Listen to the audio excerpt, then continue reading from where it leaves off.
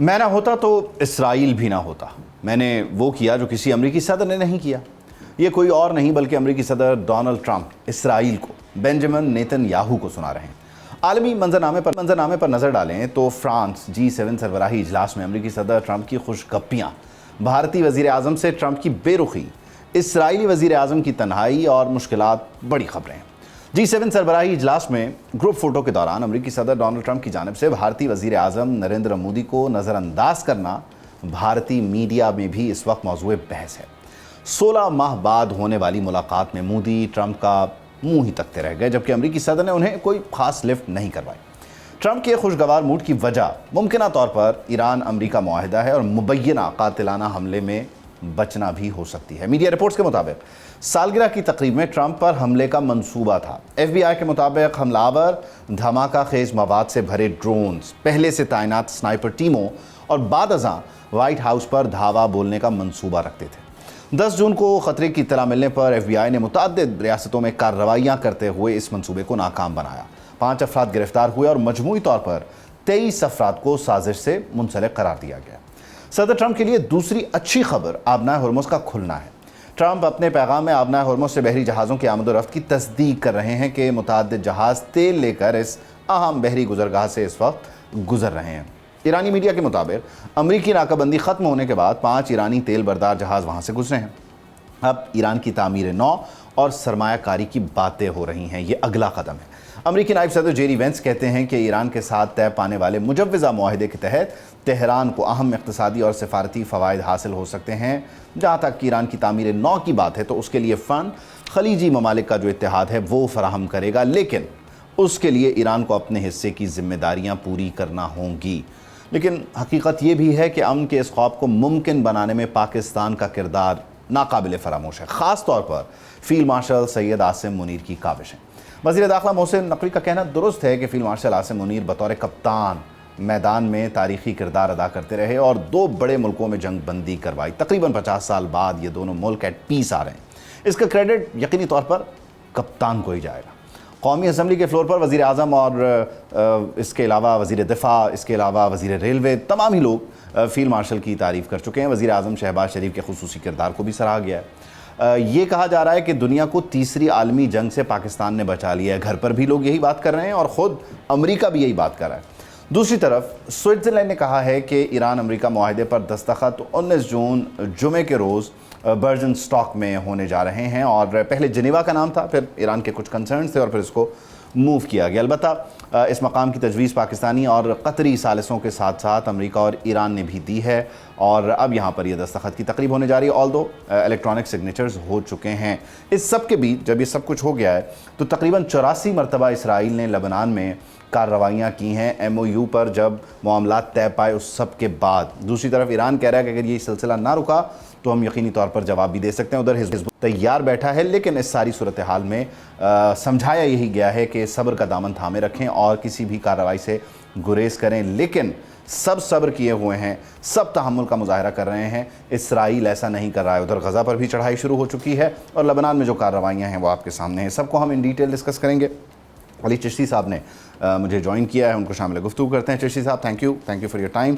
बुनियादी तौर पर ये जो मुआहिदा है ये हो चुका है, इलेक्ट्रॉनिक सिग्नेचर्स हो चुके हैं, सिफारतकारी की बातें सिफारतकारी कामयाब है, सरमायाकारी की अब बातें हो रही हैं, लेकिन इस सब के बीच वो जो स्पॉइलर वाला एलिमेंट है वो डेफिनेटली अपनी जगह मौजूद है। यानी 84 टाइम्स जो है जब से ये MOU एग्रीड अपॉन मामला चला है आगे, या इस पर दोनों पार्टीज़ ने एग्री किया है, 84 मरतबा इसराइल ने लबनान पर हमले कर दिए। उधर गज़ा में भी इस तरह की कार्रवाइयों में तेज़ी आ गई। तो क्या चाह रहा है कि ईरान रिटेलिएट करे, प्रोवोकेशन पे जा रहा है इसराइल? जी, अगर आपने देखा हो कि ये इसराइल ने जब कतर पे अटैक किया था उसके बाद पाकिस्तान सऊदी अरेबिया का डिफेंस एग्रीमेंट हुआ, तो इस पूरे जो सिनारियो में जो एक्सपोज हुआ है वो स्टेट ऑफ इसराइल हुआ है।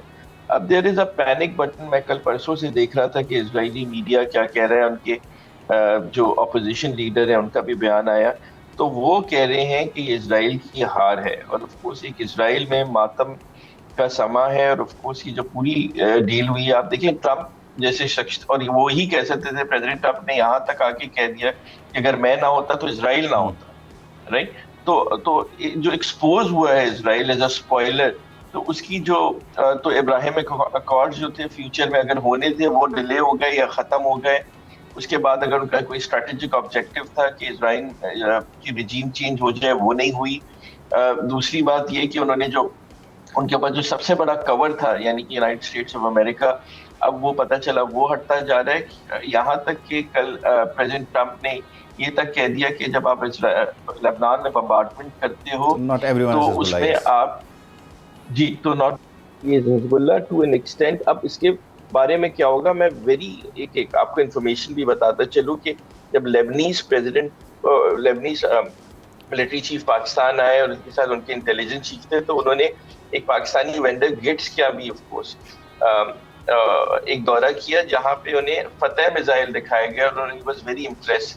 तो मैं आपको एक हिंट दिए जा रहा हूँ कि फ्यूचर एक अरेंजमेंट अगर इसराइल न माना तो उसमें पाकिस्तान, तुर्की, और आपने देखा कि कल प्रेसिडेंट ट्रम्प ने सीरिया का नाम ले लिया कि they could take care of the security in Lebanon. मैं इस तरफ तो डेफिनेटली आना चाहता हूँ। ये आपकी हिंट नोट करें, इट्स वेरी वेरी इंपॉर्टेंट। मुझे इमरान अहमद साहब भी ज्वाइन करें, साबिक सफारतकार हैं। बहुत शुक्रिया इमरान साहब, आपको भी शामिल गुफ्तगू करते हैं। बुनियादी तौर पे जो अली चिश्ती साहब फरमा रहे हैं वो जाहिर है कि इसराइल का किरदार भी बड़ा वाज़ेह हो गया है, सारा कुछ हो गया। और अमरीकी सदर का जो शिफ्ट है अचानक, वो सीरिया का नाम ले रहे हैं कि हिजबुल्लाह को जो है वो डील कर सकता है। दूसरी तरफ वो इसराइल की कार्रवाइयों पर सवाल उठा रहे हैं। लेकिन एक तासुर ये भी पाया जाता है कि कैपिटल हिल में मौजूद जो प्रो इसराइली लॉबी है वो ट्रम्प के किसी भी बयान को, जब वो कहते हैं कि एंटी रेडिकल ये रजीम है, नई लीडरशिप बड़ी अच्छी है, तो यहाँ पर आप समझते हैं कि यहाँ पर भी एक वो सींग फंसेंगे, मामलात मुश्किल होंगे अमरीकी सदर के लिए, वाशिंगटन से ही उनके लिए मुश्किलात भी पैदा होंगी? अली चिश्ती साहब को बहुत बहुत सलाम। देखिए, प्रेसिडेंट ट्रम्प की बातों को आप सीरियसली ना लिया करें। अगर अमेरिकन प्रेसिडेंट आपको ये कह रहा है कि मैं इसराइल को कह रहा हूँ कि वो लबनान पे अटैक ना करे, तो he is lying.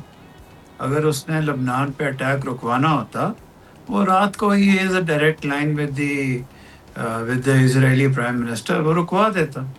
This is all हॉगवॉश, ये टू एंड फ्रो करना। ये Israel and the US are on the same boat, या कम से कम अमेरिका की लीडरशिप इसराइल को भी रोकना नहीं चाहती। As simple as that. ठीक है, इस यही वजह है कि बुनियादी तौर पे चिश्ती साहब ये जो बात इमरान भाई कर रहे हैं, ख़ास तौर पे आप ये कहें कि मैं इसराइल के साथ ज़ाहिर है अपना अलाइंस रखता हूँ, उसकी हिमायत तो करता हूँ, ज़ाहिर है वो हम पे डिपेंड भी करता है, लेकिन वो जो लेबनान में कर रहा है उसे ये नहीं करना चाहिए क्योंकि अमेरिका अपने आप को डिस्टेंट भी कर रहा है। और वहीं आप देखें कि जहां लेबनान में चढ़ाई हो रही है, वहीं गज़ा में भी साथ ही साथ, अभी मैं कुछ देर पहले ही पढ़ रहा था कि एक मस्जिद पे हमला कर दिया, 6 फ़लस्तीनियों को पकड़ लिया। कई ऐसे मकामात हैं, कलकलिया है, नाबलस है, बैत अक्सा है, वहाँ पर कब्ज़े शुरू हो गए। तो इस वक्त खामोशी से अमेरिका बग़ैर हिमायत के या साथ खड़े हुए बग़ैर इसराइल का फर्दर जो एजेंडा है उसको तो पुश कर रहा है। बिल्कुल, इसे प्लॉजिबल डिनाइबिलिटी कहते हैं। बिल्कुल, आप वालेकुम सलाम इमरान भाई, and I hope you are right. वो अपना and all good with you जी। तो देखिए, बिल्कुल हमने आपके पिछले ही शो में बात की थी कि somehow America has used Israel और प्लॉजिबल डिनाइबिलिटी के बारे में, जहां पे ऑफ कोर्स जिसे नूरा कुश्ती कहते हैं, बट ऑफ कोर्स इजराइल जो है वो एक उनका net security provider in that reason.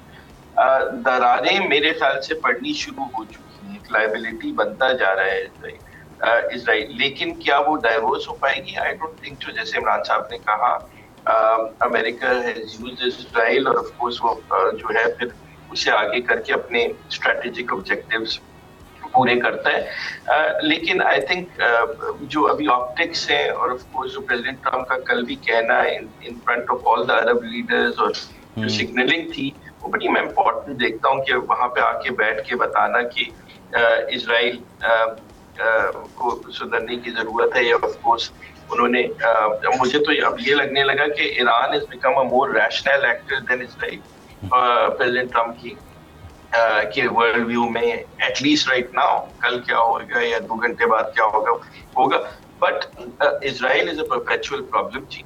और द रीजन जो है, मैं ऑफ कोर्स सऊदी अरेबिया में था कल, और मेरी काफी बात हुई। आप देखिए कि रीजन जो है बड़ा कंसर्न से देख रहे हैं ऑन दिस इजरायली रोल। अब America net security, primary net security provider जंग के बाद इस रीजन में रहेगा, देयर इज नो डाउट।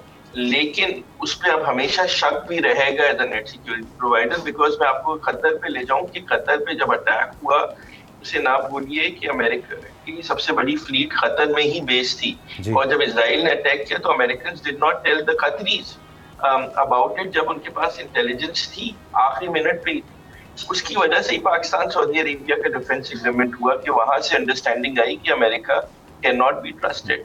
तो डाउट्स क्रिएट हो गए हैं अमेरिकन इन्वॉल्वमेंट की as a net security provider, जो कि रहेंगे बिकॉज उन्होंने एक एयर डिफेंस सिस्टम लगाया हुआ है। वो सवालिया निशान तो डेफिनेटली अपनी जगह रहेगा, लेकिन इस सब में इसराइली मफादात को देखा जाए या कैपिटल हिल या अमेरिका में इसराइली लॉबी को देखा जाए इमरान साहब, तो बुनियादी तौर पे इस वक्त जो ख़तरा है अमेरिका की नज़र में ट्रंप ही ख़तरा है, इसराइल की नज़र में भी ट्रंप ही ख़तरा है। तो आप समझते हैं कि ये पॉलिसी शिफ्ट तो कहीं नहीं आएगा, बस ये ट्रंप के जाने तक का इंतज़ार होगा और फिर मामलात वहीं दोबारा खड़े होंगे जहाँ थे, बल्कि आज भी वहीं हैं, बस थोड़ा सा स्टेटमेंट्स चेंज हैं, या वो आप कह लीजिए कि वो डिसीव करने की कोशिश करते हैं इंटरनेशनल मीडिया को, लोकल मीडिया को। देखिए, जहाँ तक जंग का ताल्लुक है ना, अग्रेशन का और काइनेटिक फोर्स का, तो वो जब ये पीस हो जाएगा, स्पेशली अगर ये 60 डेज के बाद पीस हो गया, तो उसके बाद इसको करने से इज्तनाब करेगा अमेरिका।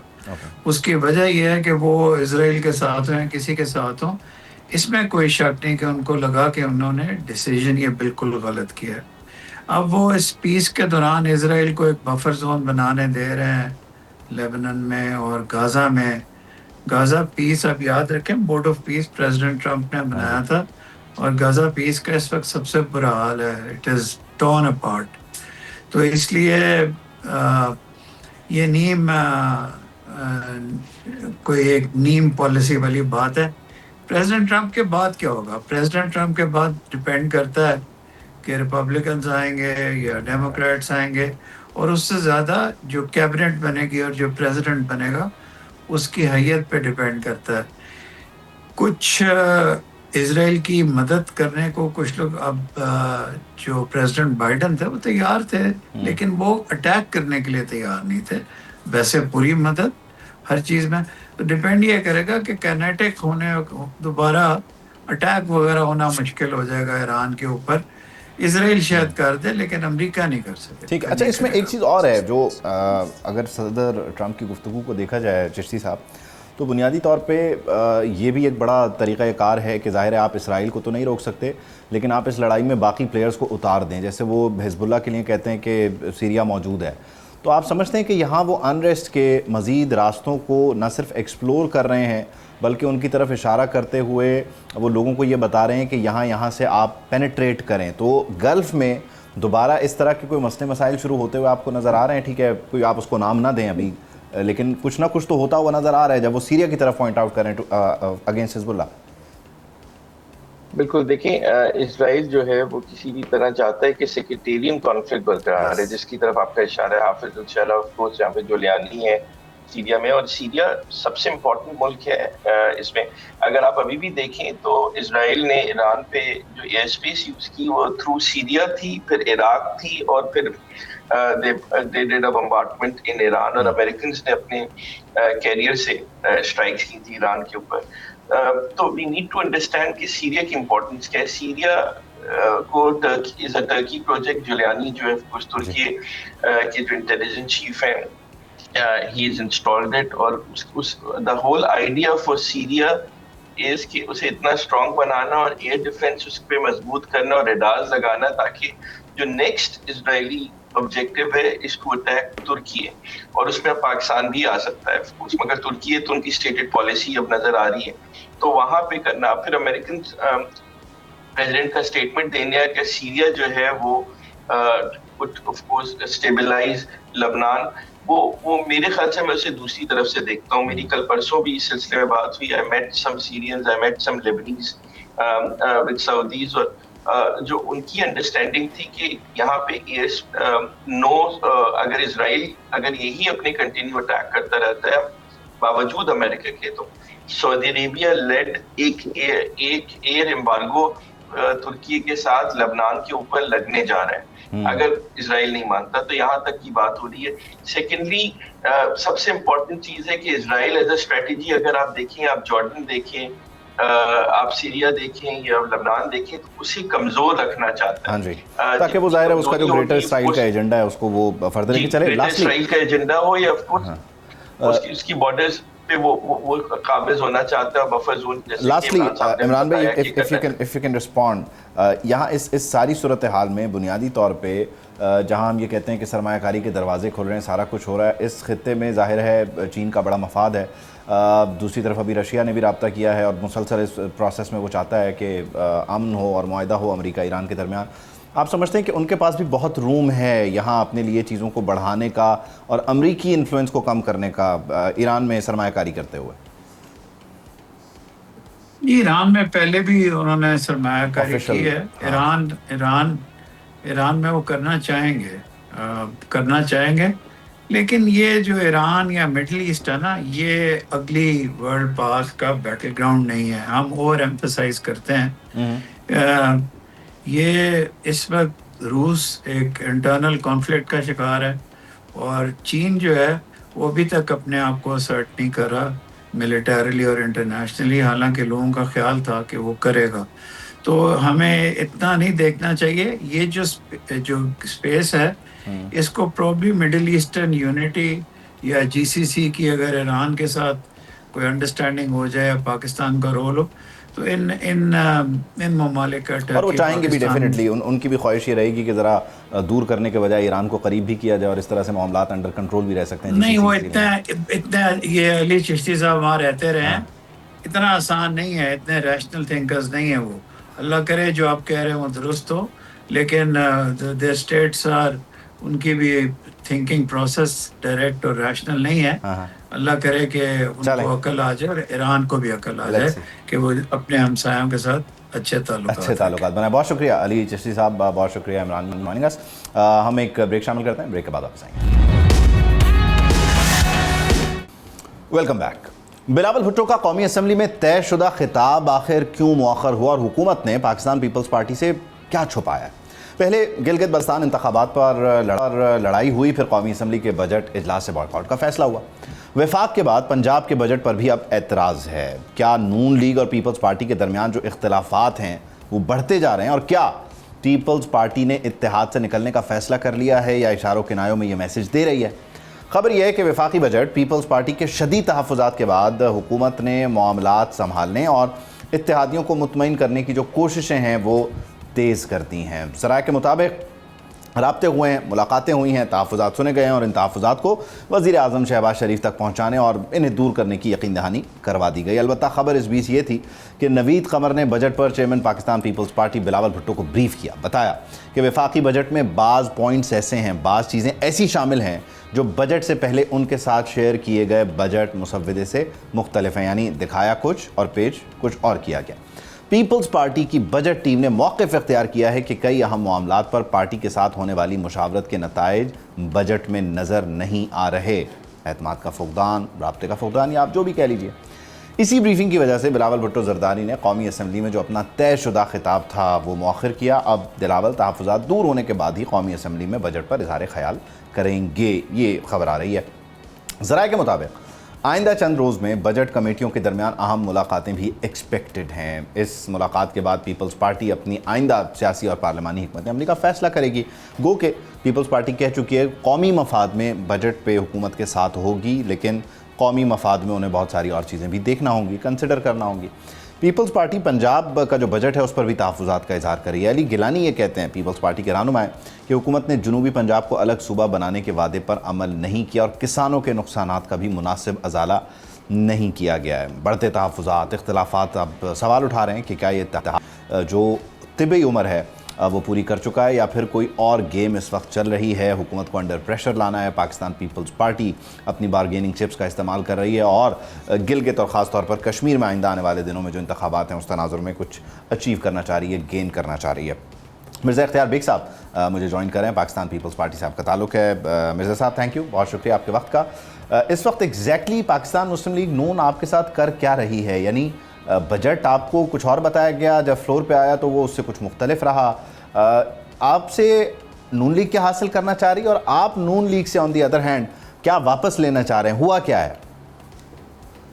देखिए, हम उनके कोलिशन पार्टनर हैं, हम उनके अलाइज हैं, लिहाजा विद ऑल फेयरनेस बजट जैसे अहम डॉक्यूमेंट जिसको फाइनेंस बिल कहते हैं और उसकी कमेटी भी हम देख रहे हैं, नवीद कुमार साहब चेयर कर रहे हैं, मैं अभी मीटिंग अटेंड कर आया हूँ, मैं वहाँ का मेंबर हूँ उस इम्पोर्टेंट कमेटी का।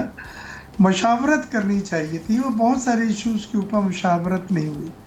आप बजट के बाद लेकर आए, हम ये नहीं कह रहे कि वो चीज़ें सब खराब हैं या सब अच्छी हैं, लेकिन मशावरत ज़रूर होनी चाहिए थी। पीएसडीपी के ऊपर हमारे तहफ़्फ़ुज़ात हैं, बेनज़ीर इनकम सपोर्ट प्रोग्राम पे हमारे तहफ़्फ़ुज़ात हैं, ये जो इन्वर्टर पे सेल टैक्स लगाया सोलर पैनल का, वो सोलर पैनल पे हमने लास्ट टाइम सेल टैक्स कम कराया था, 18 से 10% कराया था, तो इस बार वो नहीं छोड़ सके उसको, लेकिन उन्होंने इन्वर्टर के ऊपर टैक्स लगा दिया 18%। तो ये सब वो चीज़ें जिससे एक आम आदमी मुतासिर होता है, एक गरीब आदमी जो अपने जमा पूंजी या कर्जे से सोलर पैनल लगा रहा है उसको नहीं। मुझे पड़ेगा। इख्तियार बेग साहब, सॉरी टू इंटरप्ट, मुझे ज़रा ये समझाइएगा कि जो पीएसडीपी का मामला है वो तय हुआ, डिस्कस हुआ, अनाउंस हुआ और फिर उसी तरह से नहीं प्रेजेंट किया गया बजट में जिस तरह से आपके साथ तय हुआ था, यानी कुछ मुख्तलिफ हो गया? क्या मुख्तलिफ हुआ? कई जगह बजट में वो अदाद शुमार, वो डेटा जो हमसे डिस्कस किया गया था वो डिफरेंट उसमें है, और उसको हम मीटिंग कर रहे हैं, हम बिल्कुल उनके साथ हैं, उन्हें सपोर्ट कर रहे हैं। आज पिछले 3 दिनों से मुसलसल हम बजट बहस में भी हिस्सा ले रहे हैं। स्टैंडिंग कमेटी फाइनेंस की मीटिंग रात तक है, मैं उसका मेंबर हूँ। तो ये बात नहीं है कि हम कहीं उनको टफ टाइम देना चाहते हैं या बजट अप्रूव न करने की इंटेंशन है। हम बिल्कुल हमें पता है ये अहम एक फैसला है और आईएमएफ के साथ होते हुए इसकी इम्प्लीकेशन क्या मुख्तलिफ क्या है? आपको जो पेश किया और जो प्रेजेंट किया, इन दोनों में फ़र्क कहाँ कहाँ है, क्या क्या है? देखिए बहुत सारी चीज़ें, तो मिसाल के तौर पे देखिए ना, हम सिर्फ बजट नहीं उसके साथ की भी चीज़ें, मैं स्टैंडिंग कमेटी ऑन कॉमर्स में हूँ, हमारे पास बिल आया स्टेट लाइफ इंश्योरेंस का, उसकी प्राइवेटाइजेशन का। अब ये इतना बड़ा फैसला है, इसमें हमें ऑन बोर्ड ही नहीं लिया। फिर मैंने साहब ने उसको अपोज करा कि जी अभी हम इसको प्राइवेटाइजेशन, ये तो मुनाफा बख्श इदारा है, अरबों रुपए के मुनाफे हैं, अच्छी कारकर्दगी है, और फिर उसके स्टाफ का क्या होगा, रिट्रेंचमेंट ऑफ स्टाफ हमारे लिए पीपीपी के लिए हमेशा से एक अहम इशू होता है। हम नहीं चाहते कि लोगों के चूल्हे बुझें, हम चूल्हे जलाने की पॉलिसी हमारी तो शुरू से ही है, कायद के वक्त से। तो ये सब चीज़ें जिसमें थोड़ा सा एहसास होता है कि हमें पूरा तरह बोर्ड ऑन बोर्ड नहीं लिया गया है। ओके, आपने पीएसडीपी का हवाला दिया, पीएसडीपी में भी कोई फ़र्क है? आपको जो कम्युनिकेट हुआ, तय हुआ, उससे मुख्तलिफ है? नहीं, वो नेगोशिएट वगैरह करके हम स्पीकर के आस पास आ गए, बल्कि हमने तो उससे एक बड़ी चीज़ करी है जो मैं आपसे शेयर करना चाहूँगा। हमारे यहाँ बात हो रही थी एनएफसी अवार्ड में फार्मूले में तब्दीली लाने की, हमारे यहाँ बात हो रही थी 18th अमेंडमेंट को रोल ओवर करने की और सूबे बनाने की, और फंड्स जो है वो सूबों से लेने की। तो तमाम सूबों ने, जिसमें पंजाब, सिंध, केपीके और बलूचिस्तान, चारों सूबे शामिल हैं, उन्होंने बाहमी रजामंदी के साथ 1225 अरब रुपए ये फंड्स मरकज़ को देने का वादा किया है। और ये वो फंड्स हैं कि जो जैसे हमें एनएफसी अवार्ड मिलेगा हम इतने पैसे काट के हुकूमत, लेकिन ये चीज़ें 3 साल के लिए और 2 मद में सिर्फ खर्च होंगी। एक डिफेंस एक्सपेंडिचर, दिफाई अखराजात, और दूसरा जो है वो डेट रिपेमेंट है, कर्जे और उसकी सूद की अदायगियाँ, क्योंकि मरकज़ के पास फंड्स नहीं बच रहे इन 2 अहम शोबों में अदायगी करने के लिए। तो ये बात अब एनएफसी भी ख़त्म हो गई। अब लेकिन मुझे इख्तियार बेग साहब सवाल पूछने की ज़रा इजाज़त दीजिएगा। सब खत्म हो गया। एनएफसी को 3 साल के लिए आप लोगों ने तय कर लिया, और आप समझते हैं कि आपको जो नंबर्स दिए गए उसके मुताबिक 3 साल बाद एनएफसी को या एनएफसी के फार्मूले को 18वीं तरमीम को रोल ओवर करने की जरूरत नहीं पेश आएगी? हमने तो एनएफसी के फार्मूले पे अपना हिस्सा देना था, लेकिन ये कौमी सलामती के लिए हमने सूबों में सबने मिलके कंट्रीब्यूट करने का फैसला किया है जो मरकज को देंगे, ताकि इन दो चीज़ों में दिफाई बजट में खराजात में इजाफा कर सकें हम अपनी डिटरेंस रखने के लिए, और डेट रिपेमेंट सूद देने के लिए हमें कर्ज। क्या ये इस गारंटी पे हुआ है कि 3 साल आप इस फार्मूले पे एग्री करेंगे कि ठीक है बगैर किसी तरमीम के होता रहेगा और आइंदा इसकी ज़रूरत नहीं पड़ेगी? आप समझते हैं कि आइंदा जाकर इसकी मजीद कोई तवज्जो? अगर आगे पड़ेगी तो आगे भी देंगे। ये वो दो शोबे हैं जिनमें हमें पेट पे पत्थर भी बांधना पड़ा तो बांध के हम नेशनल सिक्योरिटी को कंप्रोमाइज नहीं कर सकते। लेकिन आप आइन में तरमीम की इजाज़त नहीं देंगे, आप चाहेंगे कि म्यूचुअल अंडरस्टैंडिंग से ही होता रहे? बिल्कुल, आप सही समझे। हम एनएफसी को और 18th अमेंडमेंट को कहते हैं उसको हाथ ना लगाए, डोंट टच। ठीक है, गिलगित पे मामलात आपके तय हो गए? नून लीग मान गई आपको स्पेस देने के लिए? जी बिल्कुल, ये जरदारी साहब थी प्रेसिडेंट हाउस में, ये शहबाज शरीफ साहब फाइनेंस मिनिस्टर थे, तो ये सब चीजें तय हो गई। बिल्कुल। क्या तय पाया गिलगित को लेके? कोलिशन गवर्नमेंट होगी जी? कोलिशन गवर्नमेंट होगी गिलगित में? देखिए, अभी उन्होंने हमें तो कहा था कि आप हुकूमत बनाएं, हाँ। लेकिन अभी वो पीछे से कोई इंडिपेंडेंस और वो इस्तेकाम पार्टी और ये सब चीज़ें हो रही हैं, कुछ कह नहीं सकते। लेकिन मेजॉरिटी हमारी है और जो सीटें हमने जीती थी जो ओरिजिनली अनाउंस हैं, अगर वो हमें सीटें दी जाती हैं तो हम बिल्कुल हुकूमत बना सकते हैं। गवर्नर का ओहदा नून लीग को देंगे, डिप्टी स्पीकर का ओहदा भी? कुछ नहीं कह सकते, डिपेंड करता है कि किस नौइयत का इश्तराक या कोलिशन होता है और किसके साथ होता है। कश्मीर में लेवल प्लेइंग फील्ड की भी गारंटी अभी से ले लिया आपने? We are open. इसमें हम अभी कह नहीं सकते, कमिट नहीं कर सकते। हमारे पास वेरियस ऑप्शंस अवेलेबल हैं। इस्तेकाम पार्टी से आपका रब्ता है गिलगित के तनाजुर में? आप समझते हैं कि इस्तेकाम के अलावा सब पार्टियों से रब्ता रखना पड़ता है और रब्ता है, और जो भी चीज़ सामने आएगी मुल्क के मफाद में इंशाल्लाह वही की जाएगी। ठीक है, बहुत शुक्रिया, थैंक यू। इख्तियार बेग साहब हमारे साथ थे, और जो मामलात हैं नून लीग और पीपल्स पार्टी के दरमियान, ख़ास तौर पर वो कहते हैं कि बहुत छोटे छोटे नंबर्स हैं, कुछ 19-20 का फ़र्क है, और ये किसी प्रेशर के लिए नहीं है। हम चाहते हैं कि जो हमें कम्युनिकेट हुआ, जो हमसे बात हुई, बस उस पर अमल करें, और एनएफसी के फार्मूले में रद्दोबदल किए बगैर हमसे जितना तामुन लेना है वो लेते रहें। Interesting days ahead definitely. एक ब्रेक शामिल करते हैं, ब्रेक के बाद आपके साथ। Welcome back. सफारतकारी का वक्त ख़त्म हो गया है। मुज़ाकरात की मुसलसल नाकामी के बाद पाकिस्तान का सरहद पार दहशतगर्दों के ठिकानों को निशाना बनाने का फ़ैसला, क्या ख़ित्ते का नक्शा ये सारा जो मामला है वो बदल देगा? क्या अफ़गानिस्तान अपने रवैये में कोई बदलाव लाएगा? क्योंकि अफ़गानिस्तान एक बार फिर आलमी दहशतगर्दी का मरकज़ बनता जा रहा है। दुनिया बात कर रही है। दुनिया के लिए इससे बड़ा क्या ही ख़तरा होगा? आलमी इदारों को इस सारी सूरत हाल पर तशवीश है।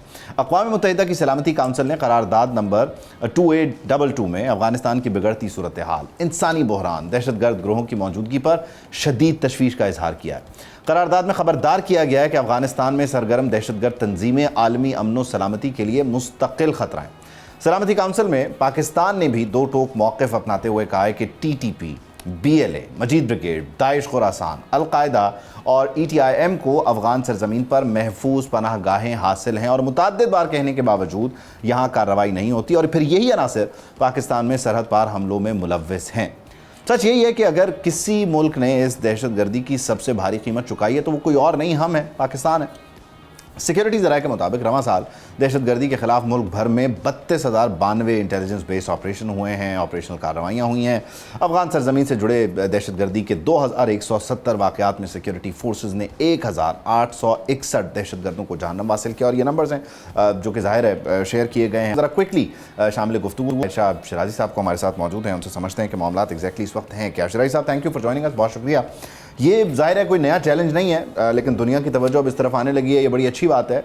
अब एग्जैक्टली आइंदा आने वाले दिनों में होने क्या जा रहा है? क्योंकि ज़ाहिर है जब हम ईरान में स्टेबिलिटी की बात कर रहे हैं और वहाँ इतनी बड़ी पीस डील को हम जो है वो अचीव कर रहे हैं, तो इधर भी ज़ाहिर है हम चाहते हैं कि स्टेबिलिटी हो और इधर से हम पर हम ना हो। तो होने क्या जा रहा है आइंदा आने वाले दिनों में?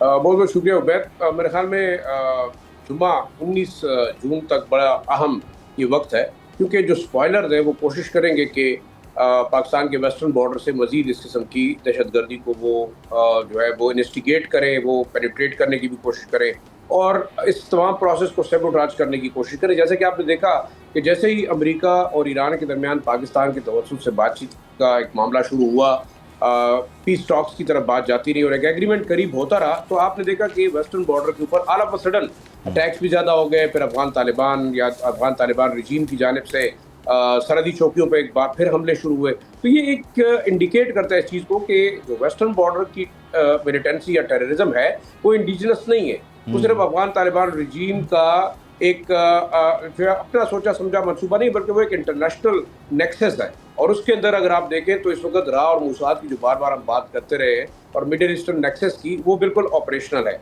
अभी रिसेंटली एक इंटेलिजेंस रिपोर्ट्स आई है कि लद्दाख के रीजन में IDF और मूसाद के जो कमांडर्स हैं दे आर ऑपरेटिंग देयर, और वो वहाँ पे बाकायदा इंडियन आर्म फोर्सेज और जो इवन कुछ अफगानी जो सेबोटेयर्स हैं उनके साथ मिलकर ट्रेनिंग्स उनको दे रहे हैं। यहाँ बाकायदा रेस्टोरेंट खुल गए हेब्रू ज़बान में और वहाँ पे मेन्यू उनके जो है वो अफगानी ज़बान में लिखे गए। तो इट मीन्स के यहाँ से जो नेक्सस है वो अफगान तालिबान रिजीम सिर्फ एक बेस फराम कर रहे हैं। वो BLA के लिए भी है, वो BRA के लिए भी है, वो मजीद ब्रिगेड के लिए भी है। लेकिन सबसे जो अहम नुकता है वो ये है कि इसको टैकल कैसे किया जाए। देखिए पाकिस्तान कल जो बड़ी अहम सिक्योरिटी ब्रीफिंग हुई, इसमें बार बार हम एक ही बात करते रहे कि जी हमने ये अमन माहिदा सिर्फ मिडल ईस्ट को बचाने के लिए, इस्लामी मुल्कों के दरमियान जंग को रोकने के लिए और इस तमाम क्राइसिस को ख़त्म करने के लिए की है। लेकिन एक चीज़ है कि इंटरनेशनल जो ये सिनेरियो है इसको हम बड़ा उबैद इफेक्टिवली इस्तेमाल कर सकते हैं, क्योंकि इस वक्त सऊदी अरब, कतर और जो दूसरे मिडिल ईस्टर्न ममालिक हैं बड़ा अहम रोल अदा कर रहे हैं इंटरनेशनल पीस में। पाकिस्तान एक तीसरी आलमी जंग रोकी है, तो वाई नॉट आपके वेस्टर्न बॉर्डर के ऊपर जो टेररिज्म, दहशतगर्दी और एक लिहाज से एक साजिश हो रही है, इंटरनेशनल कम्युनिटी उसको रोके। क्योंकि मेरे ख्याल में अब सिर्फ कंडेमनेशन से कुछ नहीं होगा।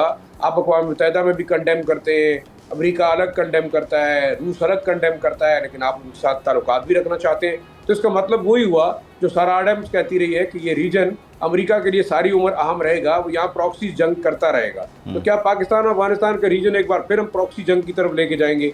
पाकिस्तान को बड़ा इफेक्टिवली मेरे ख्याल में एक्शन लेना होगा। जैसे इस सिलसिले में हम एक बात सुनते आ रहे थे जी, बड़ी इस पे भी बड़ा आर्ग्यूमेंट होता रहा। एक तो इस्लामाबाद में भी एक ज़माने में ये बड़ी आम सी बात थी कि जी बात करेंगे। अच्छा, अब तो खैबर पख्तूनख्वा में पेशावर से भी एक ही आवाज़ बार बार उठती है कि बात ही करेंगे। बातचीत फॉर्मली, ज़ाहिर है खैबर पख्तूनख्वा हुकूमत का तो ये है ही नहीं प्रोग्रेटिव। बातचीत आखिरी बार कोई आपको पता है कि कोई राबते हुए हों, कोई मैसेजिंग हुई हो कि जिसके ज़रिए समझाने की कोशिश की गई और शायद वो आखिरी बार ही की गई और अब तय कर लिया गया हो कि अब मज़ीद मैसेजिंग नहीं होगी, अब जो करना होगा वो फिर हम कुछ और करेंगे? कार्रवाइयों के बीच में कोई मैसेजिंग? बातचीत बड़ी दफ़ा हुई है। मकामी ट्राइब्स गए हैं, बॉर्डर के ऊपर रहने वाले लोग मिले हैं, उलमा के डेलीगेशंस गए हैं, आपकी पॉलिटिकल डेलीगेशंस गए हैं, सो कॉल्ड जो नेशनलिस्ट अप्रोच रखने वाले लोग हैं जो कि लर और बर पख्तून का नारा लगाते हैं, उन्होंने बातचीत की है। तो हल क्या हुआ? फिर आप ये देखें कि सऊदी अरब ने बात की, कतर ने बात की, और हमारे पास एक रोड मैप है, हमारे पास एक ब्लूप्रिंट मौजूद है कि आपने दोहा में कहा था कि हम अफगान तालिबान रजीम को अगर यहाँ पे इम्पोज करेंगे तो ये लोग इंश्योर करेंगे कि दहशतगर्दी नहीं होगी। तो हमने ये तो नहीं कहा था ना कि अमेरिका के खिलाफ यहाँ से जाके हमले नहीं करेंगे। बॉर्डर के ऊपर जितने मुल्क हैं आपके करीबी जो पड़ोसी ममालिक हैं, उनकी सिक्योरिटी की भी जिम्मेदारी अफगान तालिबान रजीम ने ली थी और गारंटर्स ने ली थी। आखिरी बार जो बातचीत हुई है वो रमची में हुई।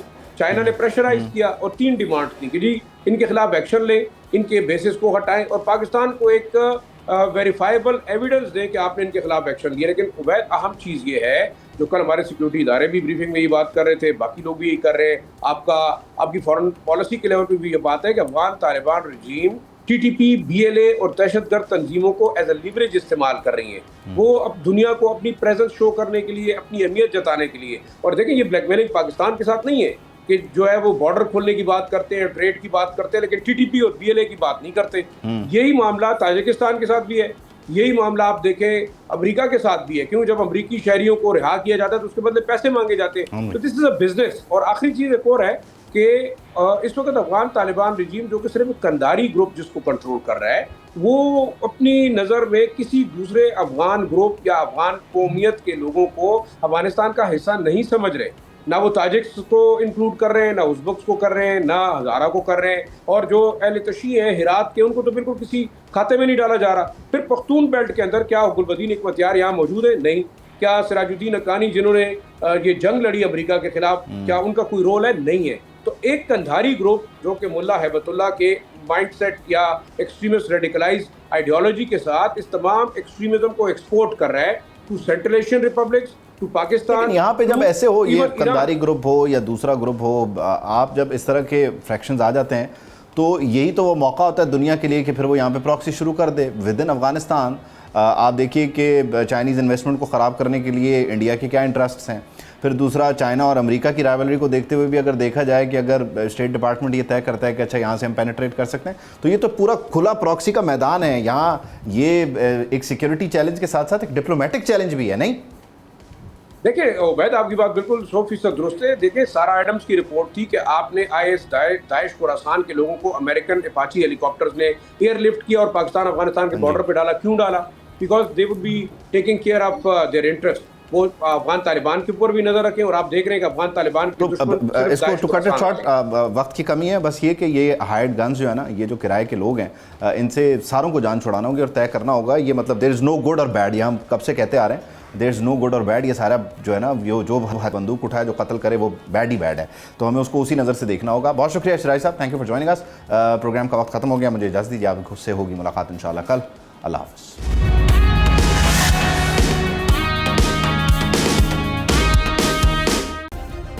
सब्सक्राइब करें और बेल दबाएं ताकि कोई खबर रह न जाए।